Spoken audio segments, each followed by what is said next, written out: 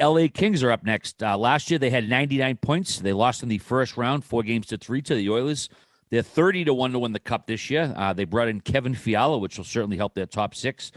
They lost Dustin Brown to retirement. Andreas Athanasiou left, and Oli Mata left as well. This is a team that surprised many last year by making the playoffs, and certainly look to build on it with prospects like Quentin Byfield, the year older. I just mentioned Fiala. It's solidifying that top six, making them much more dangerous. Jonathan Quick headed into the last year of his current deal. They'll have a healthy Drew Doughty back to start the year, along with Matt Roy, Sean Dursey, and Sean Walker is coming back after a torn ACL. So the Kings aren't going to sneak up on anybody this year. But, Merles, let's go to you first. Do they improve on last year's performance, and how much or how little?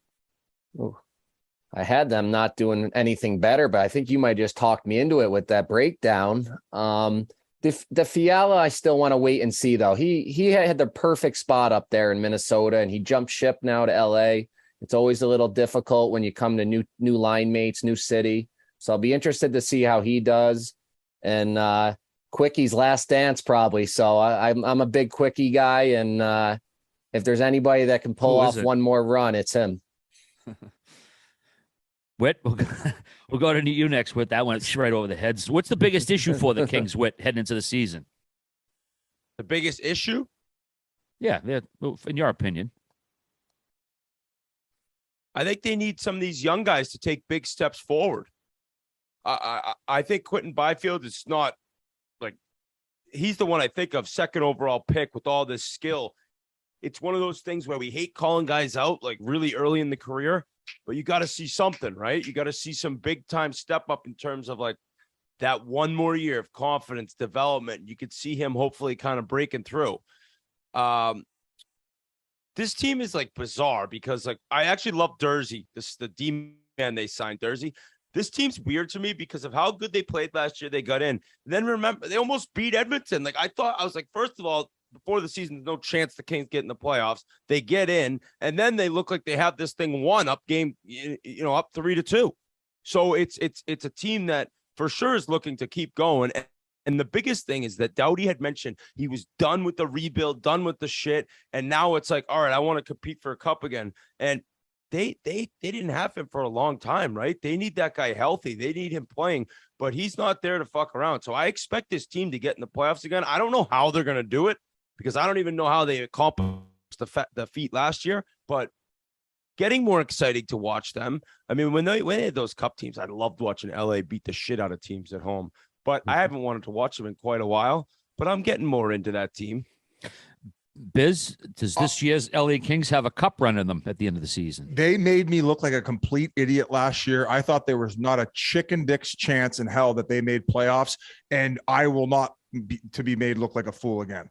I think you look at their strength down the middle. They got Kopitar, they got Deneau, and then Byfield. So let's not forget, last year in training camp against the Coyotes, Byfield ended up breaking his ankle. So he had a very difficult start to the year, coming back from injury, trying to get up to NHL speed. So I think he's going to have a breakthrough season, especially with the lack of pressure when you're playing against those third line reps. I think that their bottom six is extremely underrated. I love their top six, especially at the fact that they added Fiala. They got Arvidsson in the mix there. Kempe, all-star last year. He's getting better year over year. He has that speed. Let's not forget, Doughty was injured in the back half of the season, didn't end up playing in playoffs, and they still ended up getting into playoffs. Why is that? Because everybody on the back end knows their role. They're all committed to team defense. They did play that weird system last year where they were shutting teams down through the neutral zone. Am I crazy about it? No. Does it make for boring hockey? Absolutely. But Todd McLellan doesn't give a fuck. And they got a good 1-2 punch in net. Merles, you said it.